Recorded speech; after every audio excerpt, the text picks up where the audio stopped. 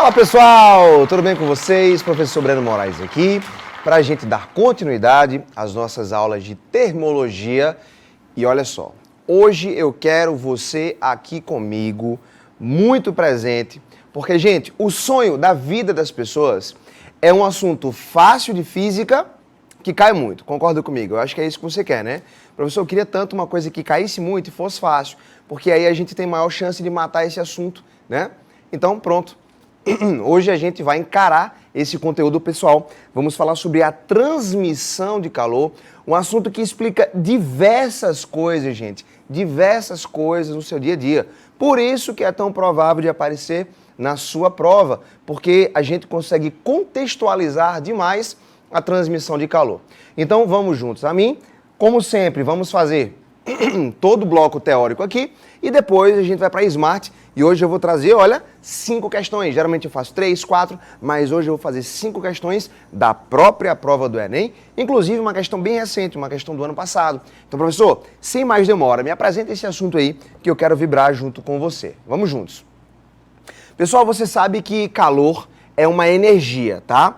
É uma energia que flui, que passa espontaneamente do corpo de maior temperatura para o corpo de menor temperatura.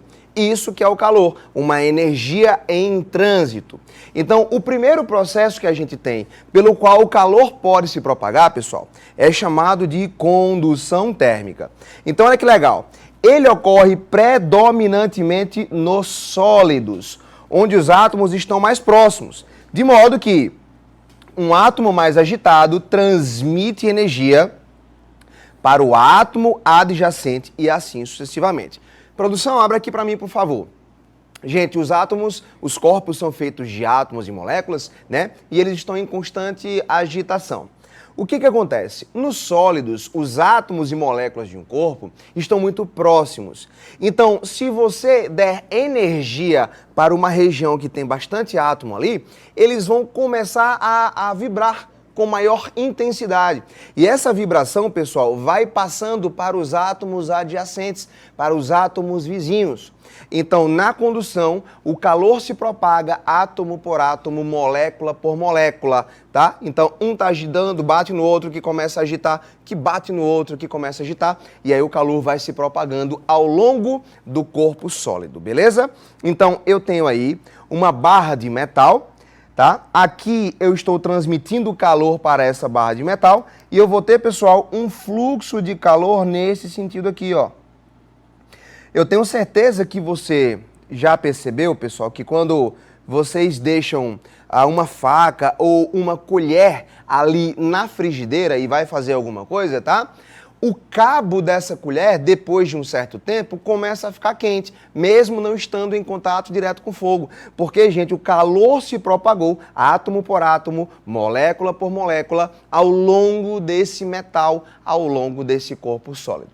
Pessoal, fez sentido para vocês? Por que a propagação por condução é mais comum nos sólidos? Porque os átomos e moléculas estão mais próximos. Então, eles conseguem transferir energia para os átomos adjacentes com mais eficácia. Muito bem. E aí surgiu, gente, um francês chamado Fourier, que descobriu uma equação de como que acontece esse fluxo de calor. Fica muito atento, porque a lei de Fourier, gente, é muito interessante. Então, o que é que eu tenho aqui, gente? Eu tenho uma superfície, tá? Essa superfície, ela tem uma área A, uma espessura E e tem uma diferença de temperatura, tá? A temperatura aqui desse lado é θ2 e a temperatura aqui desse lado é θ1, de modo que o θ2 é maior do que o θ1, não é isso? Então, aonde eu tenho maior temperatura, eu vou ter o fluxo de calor nesse sentido aí, da maior temperatura para a menor temperatura. Então, qual é a nossa definição de fluxo? Pessoal, essa equação que apareceu para vocês aqui é a definição de fluxo, tá? É a quantidade de calor que passa por um corpo em determinado intervalo de tempo, tá? Fluxo é calor por tempo, é a quantidade de calor que está passando em determinado intervalo de tempo. No SI, gente, é medido em joule por segundo, que é o mesmo que o watt, que você já ouviu falar, tá? Então, essa é a definição de fluxo, calor por tempo. E aí o Fourier falou, beleza, fluxo é calor por tempo. Mas se eu tiver uma superfície dessa aqui, como é que eu consigo medir esse fluxo de calor, pessoal? Em termos desses parâmetros aqui dessa superfície, em termos da área A, da diferença de temperatura θ1 e θ2 e da espessura desse material. Aí, gente, surgiu pra gente a famosíssima Lei de Fourier, que diz o seguinte, ó, o fluxo vai ser igual ao K, que é uma constante, vou escrever para vocês, multiplicado pela área da superfície, essa área bem aqui, multiplicado pela diferença de temperatura, θ2 menos θ1, dividido, pessoal, pela espessura do corpo. Beleza? Muito bem. O A é a área, E é a espessura, tá tudo aqui na figura. θ2 e θ1 são as temperaturas nas faces. Beleza? Esse K, gente, é chamada de condutividade térmica do material. Pelo amor de God, tá? Não esquece nunca desse camarada aqui, gente. A maioria das questões é falando sobre condutividade térmica. Professor, e o que é a condutividade térmica? Pessoal, presta bastante atenção. Tudo que está em cima dessa equação aqui é diretamente proporcional ao fluxo. Ou seja, quanto maior a área da superfície, maior vai ser o fluxo de calor através dessa superfície. Mais calor passa em menor intervalo de tempo. Muito bem. Quanto maior a diferença de temperatura, mais calor vai passar também. E quanto maior o K, pessoal, quanto maior a condutividade térmica do material, maior vai ser o fluxo. Galera, olha que lindo. Anota isso, pelo amor de God. O K, gente, que é uma característica do material, diz se o corpo é bom ou mau condutor de calor, tá?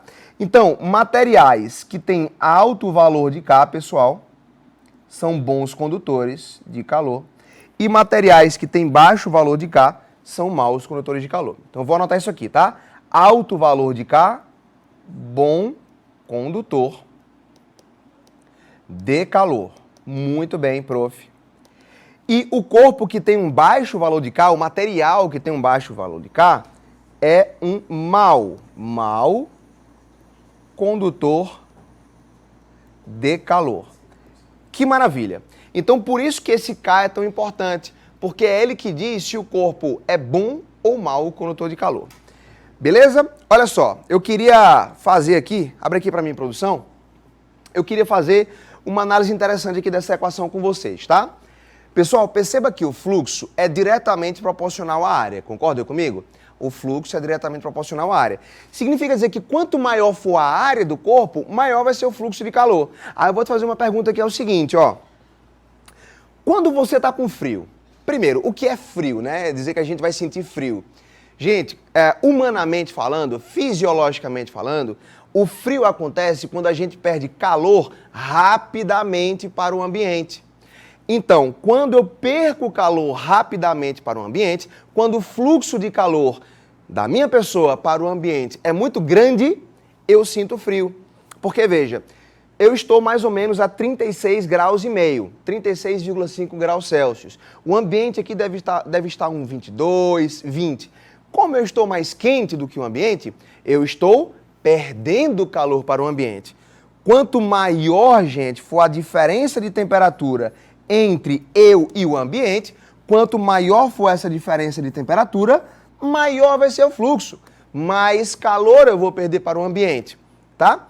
E aí abre aqui para mim. Quando você está com frio, imagina que você está com uma roupa bem levinha, você fica assim, gente, ou você fica bem encolhidinho? Quando você está com frio, você fica bem encolhidinho. Por que você fica bem encolhidinho? Porque você vai diminuir a sua área para diminuir o fluxo de calor entre você e o ambiente. Porque você não quer mais perder tanto calor para o ambiente, porque isso é frio. Então, quando você está com frio, você fica ali encolhidinho para diminuir a área e, consequentemente, diminuir o fluxo de calor. Olha que coisa linda. Pessoal, Maus condutores de calor são feitos para diminuir o fluxo de calor entre a gente e o ambiente. Por exemplo, a habilidade 3 da prova do Enem, tá? Que você deve contrapor fatos ditos no cotidiano com a realidade científica, a habilidade 3 da competência 1, tá? Ela fala o seguinte, ó, o cobertor vai te aquecer. Não, cobertor não aquece ninguém. Professor, qual é o papel do cobertor? Como eu já falei para você, frio é você perder calor rapidamente para o ambiente, tá? Então, é importante que você coloque alguma coisa próxima a você que dificulte esse fluxo de calor entre você e o ambiente. Pessoal, esse material tem que ser um mau condutor de calor. Então, cobertores são feitos com mau condutor de calor e eles são grossos, tá? Por que eles são grossos? Porque perceba que a espessura é inversamente proporcional ao fluxo. Como eu quero pouco fluxo, preste atenção, como eu quero pouco fluxo, eu tenho que aumentar a espessura. Então, cobertores são espessos, tá? E são feitos de um material mau condutor de calor para diminuir o fluxo de calor entre você e o ambiente e te deixar numa situação confortável.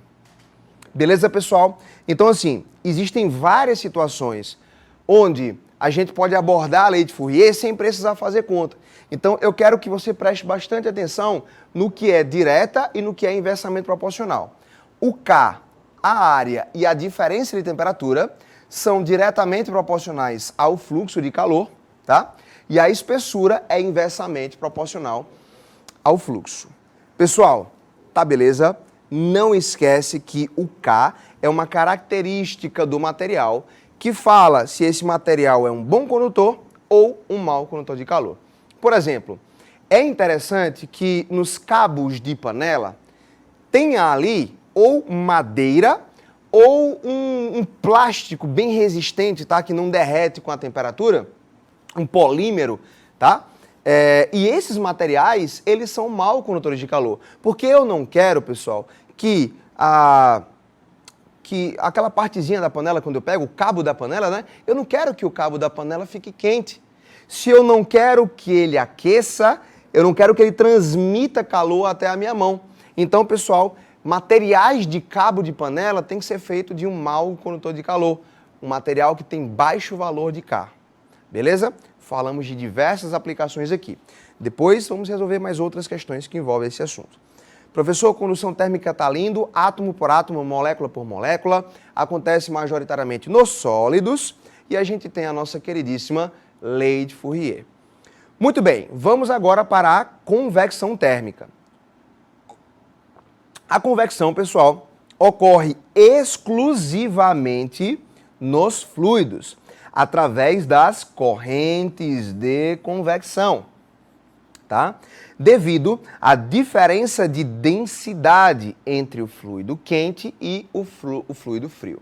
Pessoal, muita atenção, a geografia, as ciências humanas, elas usam muito esse conceito, tá? De correntes de convecção.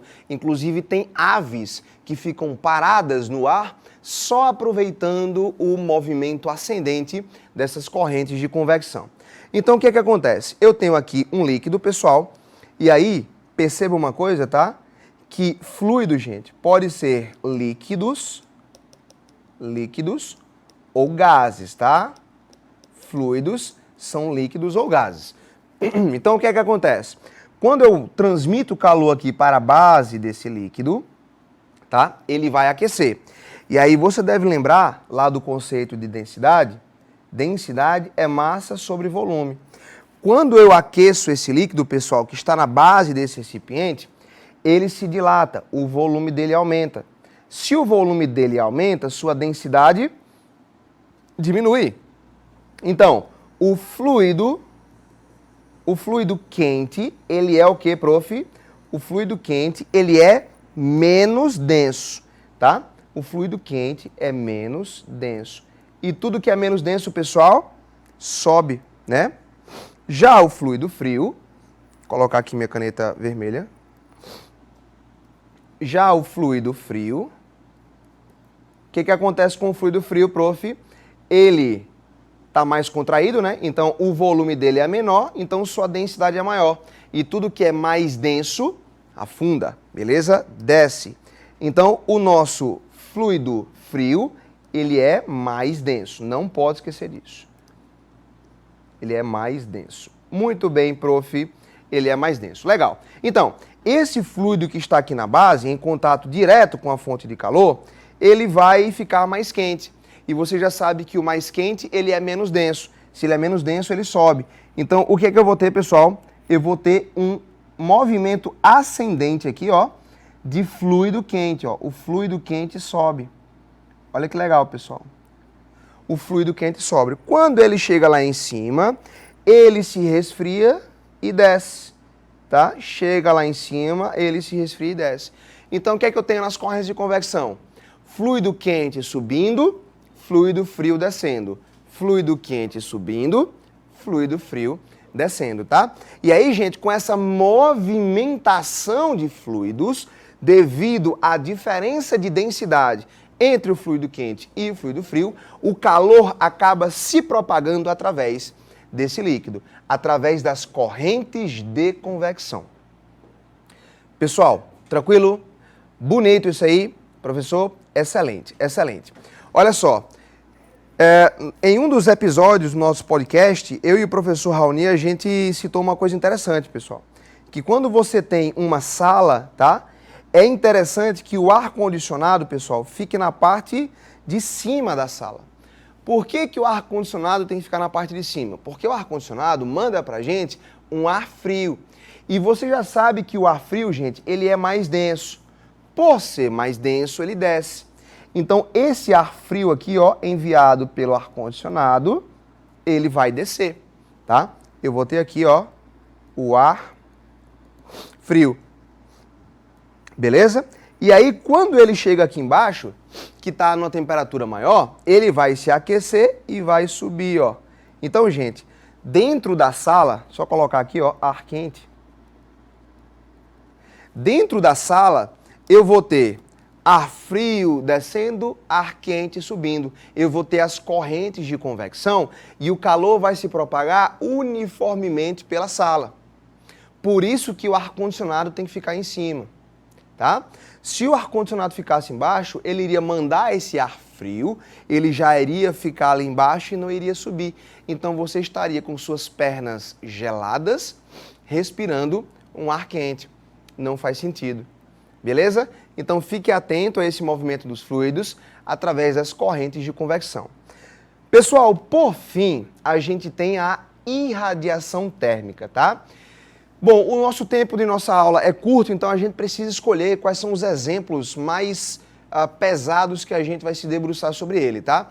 Eu acredito que a irradiação térmica, ela tem um papel muito importante na sua prova por causa do famosíssimo efeito estufa, como eu citei aqui na nossa conversa com Lidiane no começo da aula.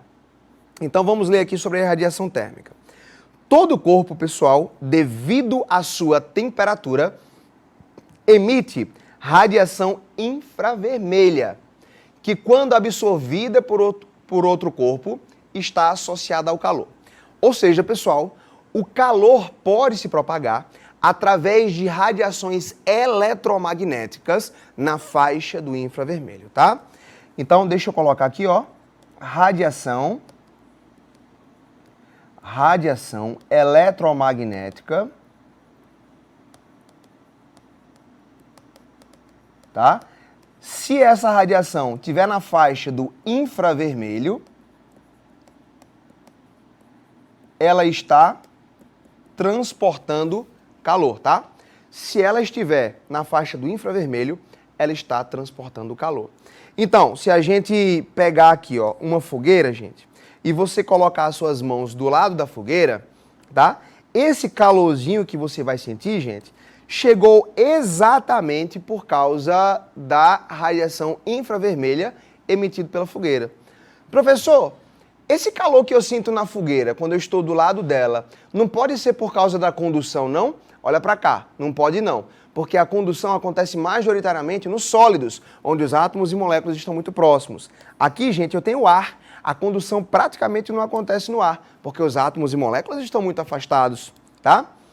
Professor, o calor da fogueira pode chegar à mão da pessoa que está de lado aí, tá? De lado da fogueira. Por convecção, gente, a convecção é um processo verticalizado. Lembra, o ar quente vai subir, tá aqui, ó, o ar quente vai subir e o ar frio vai descer. O ar quente sobe, o ar frio desce. Então, a convecção, as correntes de convecção, são processos verticalizados.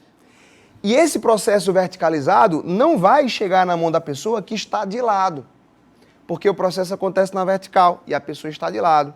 Então, gente, o calor que você sente quando coloca sua mão próxima a uma fogueira, de lado dela, esse calor chega à sua mão majoritariamente através da irradiação térmica. Então, cuidado, todo o corpo, pessoal, emite radiação eletromagnética na faixa do infravermelho, tá? Quanto maior for a temperatura desse corpo, mais radiação infravermelha ele vai emitir. Quanto mais quente, maior a quantidade de radiação infravermelha ele vai emitir e maior a frequência dessa radiação também. Então, muito cuidado aqui, tá? Ao contrário da condução térmica e da convecção, perceba que a condução térmica, pessoal, e a convecção, elas precisam de matéria para acontecer. Como eu falei para vocês, tá? A condução acontece nos sólidos, a convecção acontece nos fluidos. Ambos são matérias, tá? Então, ao contrário da condução e da convecção, a irradiação ocorre sem a necessidade de um meio material. O transporte é exclusivamente de energia sob a forma de ondas. Professor, que onda? Onda eletromagnética. E aí você deve lembrar, pessoal, que as ondas eletromagnéticas, elas se propagam, são tipos de onda, né? Que se propagam, inclusive no vácuo, tá? Inclusive no vácuo. Elas podem se propagar na matéria também, mas elas se propagam também no vácuo. Então, por exemplo, abre aqui para mim, produção. O calor que vem do Sol, gente, e chega aqui na Terra, tá? O que existe entre o Sol e a Terra? A gente tem vácuo, tá? É uma região de vácuo, a gente não tem matéria ali. É uma temperatura muito baixa e a gente tem vácuo, vácuo ali, praticamente vácuo, tá? E o que acontece? O calor do Sol não pode chegar à Terra por condução, porque eu precisaria de um sólido entre a Terra e o Sol. Não rola, tá? O calor do Sol não pode chegar a gente por convecção, porque você não tem fluido ali entre o Sol e a Terra. Então, a única maneira, pessoal, que o calor do Sol chega até você é através da irradiação térmica, através de ondas eletromagnéticas na faixa do infravermelho. Então, eu costumo dizer isso para todo mundo, tá? Quem vê física nas coisas, vê o mundo mais bonito. Então, quando você estiver ali no sol, tá? No ambiente aberto, aquele calor que você está sentindo, pessoal, aquele calor é exatamente a vinda da radiação infravermelha. Tudo bem? Eu queria te convidar para vir ao quadro aqui comigo, para eu te explicar mais um pouco em detalhes sobre essa questão dessas radiações, tá? Então vem comigo aqui. Eu tenho aqui, pessoal, o nosso queridíssimo Sol, tá? Eu tenho aqui o nosso queridíssimo Sol. Eu vou colocar para vocês, pessoal, e é interessante que você desenhe isso, eu vou colocar uma que a gente chama de espectro eletromagnético. Eu vou colocar todas as ondas eletromagnéticas que existem aqui, tá? Então vamos lá. Isso aqui é uma faixa crescente de frequência. As primeiras ondas eletromagnéticas, pessoal, são as ondas de mais baixa frequência, né? São as ondas de rádio e TV. Muito bem. Logo depois, a gente tem as famosíssimas micro-ondas. E aqui, galera, a gente tem as ondas de comunicação, tá? Maravilha. Depois das micro-ondas, a gente tem o infravermelho, que a gente estava falando agora. Depois disso, pessoal, a gente vai ter a faixa da luz visível, tá? Faixa da luz visível. E aqui eu tenho todas as cores do espectro, né? Vermelho, por isso que o infravermelho, ele vem logo antes do vermelho, ó, infra, abaixo, tá? Então, infravermelho, se eu aumentar mais um pouquinho a frequência, eu entro na luz visível. Então, vermelho, alaranjado, amarelo, verde, azul, anil, violeta. Depois do violeta, eu vou ter o ultravioleta, tá? Eu vou ter agora o ultravioleta. Depois do ultravioleta, eu vou ter os raios X, muito utilizado na medicina. E depois eu vou ter, gente, os raios gama. E se eu quiser subir mais um pouquinho, poderia colocar os raios cósmicos. Mas olha que legal. Todas essas radiações que eu coloquei de vermelho, tá? Ultravioleta, raio X e raios gama, gente, elas são radiações ionizantes, tá? Elas modificam a estrutura íntima da matéria, podendo causar câncer, tá? Essa radiação aqui, ela é não ionizante, não causa câncer. Então, quando você vê alguma pessoa, né, com uma fake news, micro-ondas causa câncer. Pessoal, as ondas de micro-ondas que aquecem os alimentos estão na faixa de frequência, tá, das radiações não ionizantes. Elas não causam câncer. Professor, e o que é que o Sol manda para mim? Gente, olha que lindo. O Sol manda pra gente isso aqui, ó. Ele manda infravermelho, luz visível e ultravioleta. Gente, é o ultravioleta que causa o bronzeamento, tá? Ele aumenta a produção de melanina na sua pele. Então, é o ultravioleta que causa o bronzeamento. Mas veja, ele está na faixa da radiação ionizante, beleza? Por isso que o Sol, a longos períodos de exposição, pode causar câncer por causa do ultravioleta. E o Sol também, gente, manda calor pra gente. E o calor do Sol, professor, está em qual dessas faixas de frequência? Está aqui no infravermelho. O que acontece no nosso queridíssimo efeito estufa? Eu vou colocar aqui para vocês, gente, uma estufa, tá? Um telhado de vidro. Eu tenho aqui um telhado de vidro, ó. É isso que acontece na estufa, tá? A radiação infravermelha, ela vem do Sol, tá? Ela vai bater aqui, pessoal, em qualquer coisa que esteja aqui dentro dessa estufa, tá? Pode ser plantas, pode ser o solo, tá? E aí, essa radiação, gente, ela vai ser refletida. Só que o que é que vai acontecer, gente? Quando ela for refletida, ela não mais vai passar por esse vidro. Ela passa pelo vidro apenas na entrada, não passa na saída. E aí, galera, ela vai ser refletida aqui dentro. Olha, gente, que legal. Essa radiação infravermelha, ela fica contida dentro da estufa. Ela fica sofrendo múltiplas reflexões aqui dentro. Então, olha que legal, a radiação infravermelho do Sol, ela entra pelo vidro, mas ela não sai. E aí, obviamente, tem uma pergunta muito interessante. Professor, por que entra, mas por que não sai?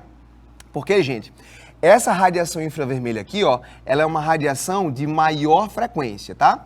A radiação infravermelha, ela tem uma faixa de frequência de aproximadamente 400 GHz até mais ou menos 400 terahertz, tá? Então, qualquer frequência entre 400 GHz e 400 terahertz é considerado infravermelho. Essa radiação que vem do Sol tem uma alta frequência. É uma radiação infravermelha, gente, próximo dos 400 terahertz. Aí essa radiação consegue passar pelo vidro. Mas quando ela vai voltar, gente, quando ela sofre essa reflexão aqui, ela perde energia. Se ela perde energia, sua frequência diminui. Então, essa radiação, quando ela volta com menos energia, com menos frequência, e aí ela não consegue, pessoal, mais passar pelo vidro. E aí ela fica sofrendo reflexões internas aqui dentro. Olha que legal. Então, o efeito estufa acontece por isso. A radiação entra, ela é muito enérgica, mas ela não sai pelo vidro, porque ela perdeu energia nessa reflexão aqui, tá?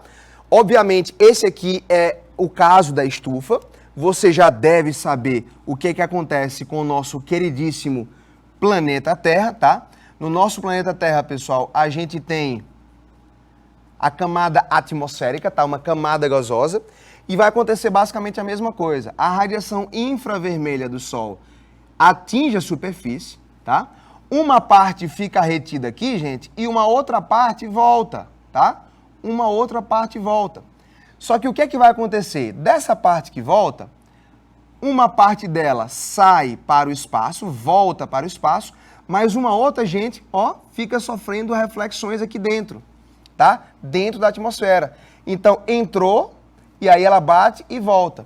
Essa parte que volta, uma outra parte dela vai ficar sofrendo reflexões aqui dentro, ó. Então, o efeito estufa, ele é um efeito natural, beleza? E o que é que o homem está fazendo? O homem está potencializando o efeito estufa com os gases do efeito estufa, né?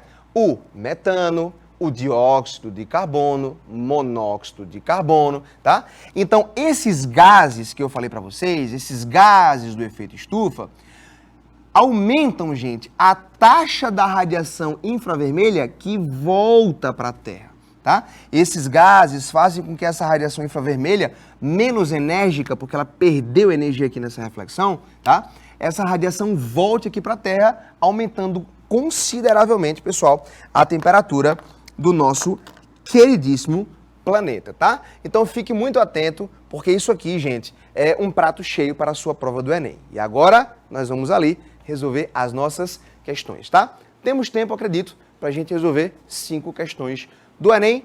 Virei para cá. Aê, produção, bora lá. Enem 2023. Uma cafeteira adotou copos fabricados a partir de uma composição de 50% de plástico reciclado, biodegradável e 50% de casca de café. O copo é reutilizável e retornável, pois o material, semelhante a uma cerâmica, suporta a lavagem. Embora ele seja comercializado a um preço consideravelmente alto quando comparado ao de um copo de plástico descartável, essa cafeteria possibilita aos clientes retornarem o copo sujo e levarem o café quente servido em outro copo, já limpo e higienizado. O material desse copo oferece também, pessoal, o conforto de não esquentar na parte externa. Olha só, aí você já sabe, gente, que esse copo é feito de um material mau condutor de calor. Muito bem. Quais 2 vantagens esse copo apresenta em comparação ao copo descartável? Ô, galera, vem cá. A questão falou que esse copo não esquenta na parte externa. Ou seja, o calor não está conseguindo passar do café para a parte externa. Então a gente já sabe que esse copo é feito de um material que é mau condutor de calor. E como você viu comigo, um mau condutor de calor, ele tem baixa condutividade térmica, tá? Mau condutor de calor, baixa condutividade térmica. E galera, você viu que ele é feito de materiais, olha só, 50% de plástico reciclado, biodegradável e 50% de casca de café. Ô galera, esse copo é muito melhor em relação àqueles copos de plástico comum, que são não recicláveis, tá? É plástico, vai para o lixo, vai para os oceanos, tá? Então, o que que acontece? Quais são as 2 vantagens? Ter a durabilidade de uma cerâmica e ser totalmente biodegradável. Não. Ser tão durável quanto uma cerâmica e ter alta condutividade? Não, baixa condutividade. Ser um mau condutor térmico, até aí tudo certo. E aumentar o resíduo biodegradável na natureza. Gente, ele é feito de casca de café e plástico biodegradável. Então, se eu estou utilizando ele, eu estou diminuindo a quantidade de material não biodegradável indo para a atmosfera, tá? Ter baixa condutividade térmica e reduzir o resíduo não biodegradável na natureza. Perfeição, tá? Então, esse aqui é o nosso querido gabarito. Ele tem baixa condutividade térmica e ele reduziu, tá, o resíduo biodegradável, porque ele é feito de casca de café e um plástico biodegradável. Tranquilo, pessoal? Questãozinha bacana, hein? Como eu falei para vocês, é bem fácil esse tipo de questão aí, beleza? Segunda, Enem PPL 2022. Questão na tela. Um menino está ajudando sua mãe na cozinha. Ela lhe pede que tire do fogo uma panela que já estava lá há bastante tempo, em fogo baixo. orientando-lhe que tome cuidado para não se queimar, buscando tocar apenas no cabo de madeira e não na base de metal da panela. Beleza, gente, citamos isso aí na aula. A mãe lhe faz essa recomendação porque o metal em relação à madeira apresenta... Galerinha, olha só, eu tenho aqui a minha panela, tá? A panela de metal. E aqui eu tenho um cabo de madeira, tá? Você sabe que o metal, pessoal, é um excelente o quê? O metal é um excelente condutor de calor. O metal esquenta muito facilmente, transmite esse calor muito facilmente, tá? Então, o valor do K do metal, gente, é bem alto, tá? Já se a gente pegar essa maçaneta aqui, o cabo da panela, tá? Ela é, como a questão disse, ela é feita de madeira. E você sabe que madeira é um mau condutor de calor. E o mau condutor de calor, pessoal, tem um baixo valor de K. Beleza? Então ele diz, porque o metal, em relação à madeira, apresenta, pessoal, maior o quê?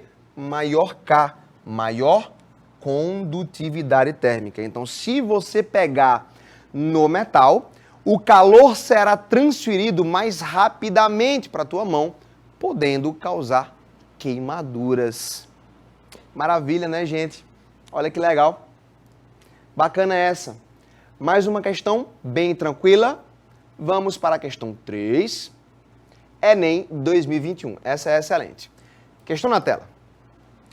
Na cidade de São Paulo, as ilhas de calor são responsáveis pela alteração da direção do fluxo da brisa marítima, que deveria atingir a região de Mananciais. Mas, ao cruzar a ilha de calor, a brisa marítima agora encontra um fluxo de ar vertical, que transfere para ela a energia térmica absorvida das superfícies quentes da cidade, deslocando-a para altas altitudes. Dessa maneira, há condensação e chuvas fortes no centro da cidade, em vez de na região de Mananciais. A imagem apresenta os 3 subsistemas que trocam energia nesse fenômeno. Beleza, pessoal? O que foi que a questão me falou aqui antes de a gente ver o comando? Abre aqui para mim, produção. Gente, eu tenho essa brisa marítima, tá? Uma brisa que vem do mar. E o que é que acontece? Devido a essa grande quantidade de calor armazenada aqui nessa região, tá? A temperatura aqui é muito alta, eu vou ter as nossas famosas correntes de convecção. Então, eu vou ter, pessoal, um ar quente subindo aqui, ó. Tá? Esse ar quente vai subir. Esse ar quente subindo, deixa eu só escrever aqui, ó. Esse ar quente subindo vai fazer com que essa brisa, tá, seja jogada para cima. E aí vai gerar um desconforto muito grande, né, pessoal? Na população, porque a população não estará recebendo essa brisa.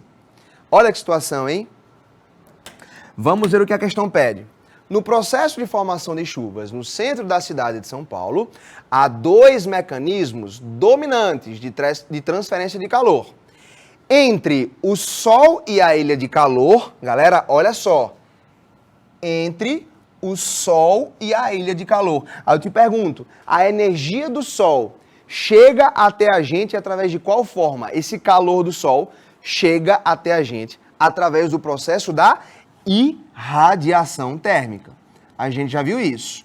Então, se vem do Sol, é a irradiação térmica. Beleza. E, pessoal, e entre a ilha de calor e a brisa marítima? Gente, como é que essa ilha de calor aqui está transferindo calor para essa brisa? Através dessa corrente ascendente de ar quente. Essa corrente ascendente de ar quente é chamada de corrente convectiva ou corrente de convecção. Que questão linda, professor. Então, os 2 processos que acontecem aqui é a energia vinda do Sol, irradiação, e a transferência de calor dessa ilha quente, tá, para a brisa que está chegando. Então, o ar quente sobe e empurra essa brisa para cima, tá? Então, a gente vai ter a convecção bem aqui, ó. Entre a ilha de calor, a gente vai ter a convecção. Que maravilha. Então, veja, pessoal, que é só uma questão de interpretação, tá? E uma interpretação bem simples. Então ele fala, esses mecanismos são, respectivamente, letra A, pessoal, irradiação e a convecção, exatamente como nós citamos aqui. Então, pessoal, fala para mim. Questão é um assunto assim maravilhoso para a gente acertar questões na prova, né? Dá para a gente fazer mais uma? Dá para a gente fazer mais uma. Deixa eu ver se eu faço a 4 ou a 5. Eu acho que essa 5 aqui é mais legal para a gente fazer. Vamos lá, adoro charge. Questão 5 na tela, PPL 2013. Tem uma tirinha que diz assim, então veja, é o calor do sol que nos mantém aquecidos. Aí ele fala, não completamente. Como assim não completamente? Aí ele estira a mão e fala, luvas. Olha que legal. Aí a questão pergunta, quais são os processos de propagação de calor relacionados à fala de cada personagem? Galerinha, olha que acidez legal aqui dessa tirinha, né? Ele quis dizer o seguinte, o primeiro, né, o cabeludinho, falou assim, é o calor do sol que nos mantém aquecidos. Aí ele falou, não completamente. Como assim não completamente? As luvas também me mantêm aquecidos. E aí eu falei para vocês, pessoal, o que a luva faz? Cuidado, tá, gente? Pelo amor de God, cuidado com essa habilidade 3 que eu falei no começo da aula. A luva não te esquenta. A luva dificulta que você perca calor para o ambiente. Porque perder calor para o ambiente é você sentir frio, tá? Então, a luvas, cobertores, roupas, tá? Eles são feitos de materiais para dificultar a condução térmica. São materiais considerados baixos condutores de calor ou maus condutores de calor. Maravilha. Então, esse rapaz aqui, pessoal, tá? Esse rapaz aqui, ele está falando exatamente do calor do sol, né?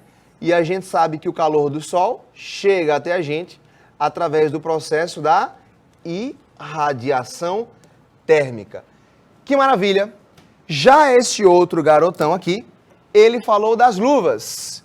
E aí, gente, qual é o processo de transmissão de calor que está associado a essas luvas aqui?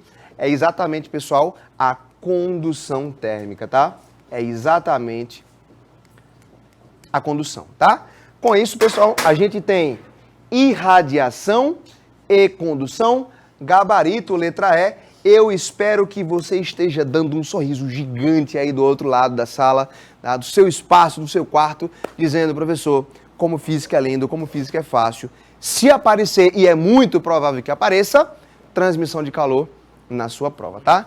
Espero que você tenha curtido. Um beijo no coração, um forte abraço e até a próxima.